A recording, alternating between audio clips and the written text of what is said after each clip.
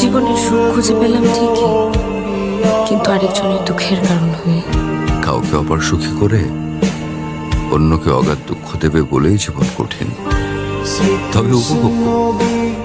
আজকে সারাদিন আপনার দুঃখের দিন ছিল, এখন আপনার সুখের সময়।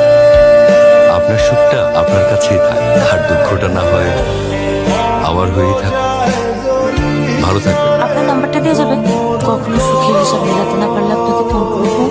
ক্যাটকেটা সবুজ শাড়িতে মেয়েদেরকে খুব একটা মানায় না, কিন্তু আপনাকে খুব সুন্দর মানিয়েছে। টিপে মানায় নাই?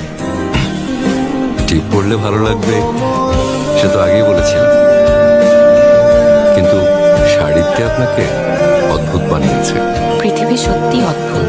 হুট করে কিছু মানুষ চলার পথে এসে থমকে দাঁড়ায়।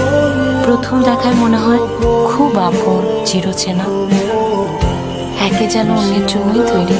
কিন্তু এই প্রকৃতি এই মানুষগুলোকে মিল করতে এত অনীহা করে কেন? সব মিলে গেল, কোথায় যেন একটা অপূর্ণতা থেকেই যায় প্রেমের গল্পগুলোতে।